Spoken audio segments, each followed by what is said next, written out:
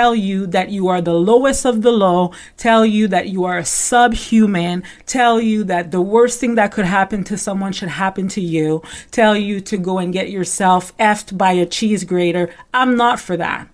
And there's other accounts that are going to say, oh, well, guys, remember when Ariana said all of these things to Raquel? Ariana had just learned about the affair. It was like a couple weeks after that they started taping I do not care. I do not care. And I will tell you why. Okay, I'm not going to make it about me, and I'm not going to make it about my own experiences. But when I speak from experience. And I think I've seen someone say that in the comments at some point in time, and I agreed with that. Because, there are some women out there that get cheated on every day. They're actually married, and then they get cheated on. The husband fathers other kids behind the woman's back. The woman doesn't even know. They're married, they have a house, they have children. And not only do you have to nurse a broken heart, but now you have to accept the fact that your man has a completely different family with another woman. There's things like that happen to people every day. And you know what? We don't get a show for it. We don't get on Dancing with the Stars. We don't get to get any sorts of endorsements from it. And I'm not saying that to minimize what happened to Ariana. But I do understand what Lala is saying. The only thing you have to do is move out of that house, sell it, get the money, and say goodbye to that guy. I never have to look at you ever again. And I'm not saying that it doesn't hurt what he did. Of course it does. But that's all you have to do. Try moving out of your home with kids without a car.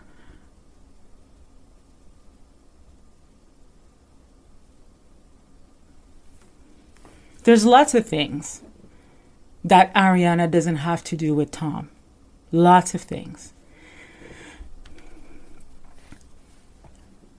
But at the end of the day, what Lala is saying, it's true. You have to compare your experiences. And at the same time, because you compare your experiences, you also have the ability to extend compassion to other people.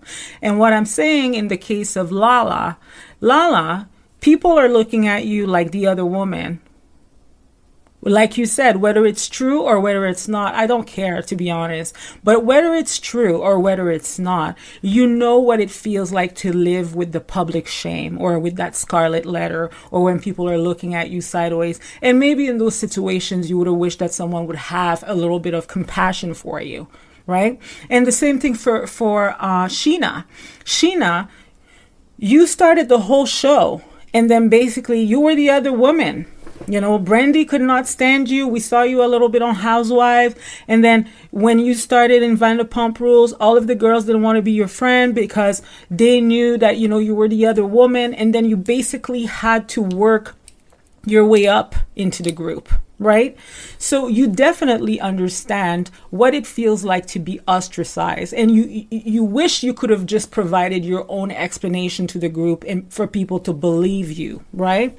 And you're going to say, I didn't know. I didn't know he had like a wife. I didn't know that he had someone in his life. He told me differently. Yeah, he told you differently. He probably couldn't spend so much time with you and probably had to leave early in the day. He probably couldn't sleep the whole night. You know what I mean? There's always signs, but you say you didn't know. So we have to believe that you didn't know, right?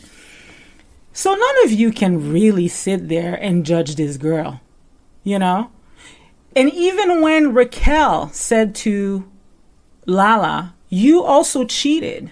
You cheated with my boyfriend. What was Lala's response at the reunion? It was, well, I wasn't your friend.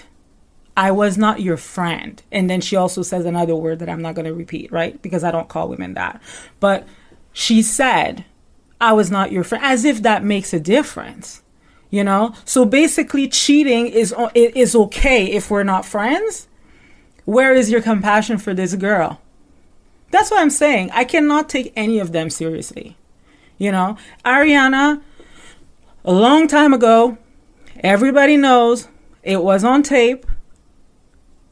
she got her, her puss taken care of by Lala at the back of the car. Tom was driving. Is that cheating? I don't know. And guys, I'm not judging. You do whatever you want, right? But I'm just saying, was Tom aware of this? Was it just all sudden? What are the rules of this relationship? When is it cheating and when is it not, right? I don't know. So anyways, I digress.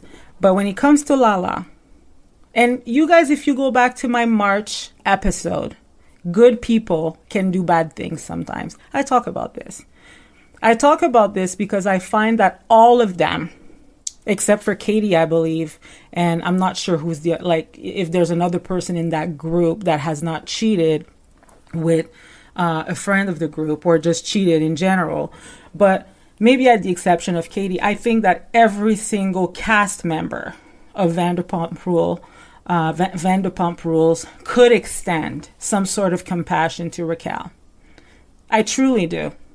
Because they've all cheated on each other, with each other.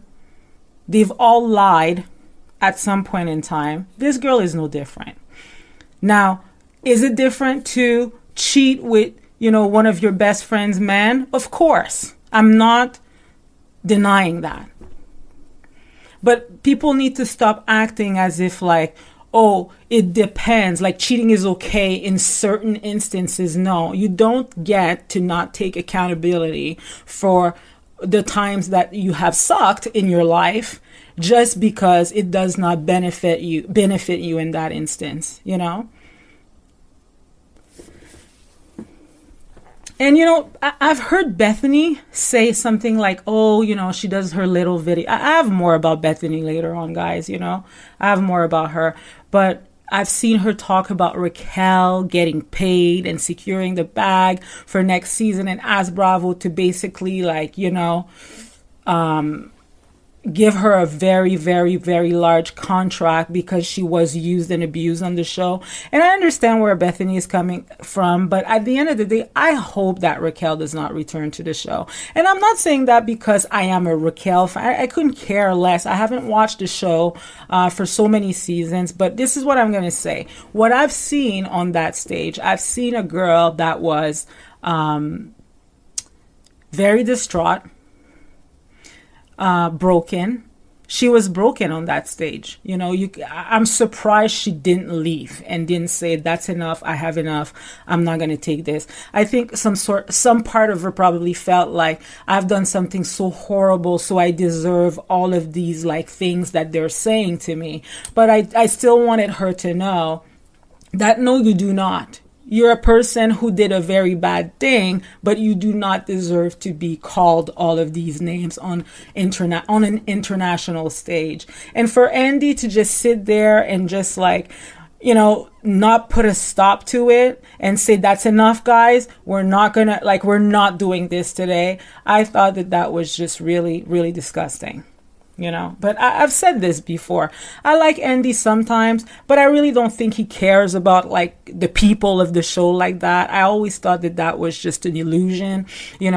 He's good. He's a businessman and he's doing entertainment, but it's at their expenses. I don't know if they're realizing it yet. Now it seems like there's a little bit of a movement started where people are starting to question what's going on behind the scenes. But anyways, I don't think that Andy has their best interests like that, right? So I think Raquel at this point, the best thing that she could do would be to probably stay away from the show. Yeah, I think she should stay away from the show and take care of herself. She's still young. You know what they say, today's newspaper wraps tomorrow's fish. So eventually people will forget about the story. She can have a new life. She can just have a new start. Just let the dust settle. And I wouldn't go back. I wouldn't go back just to be Bravo's whore at this point, on the show, right? Because they're really exploiting the story in this girl. And I'm not sure if her mental health should be at stake just for more dollars. I think it was actually terrible advice from Bethany, to tell you the truth.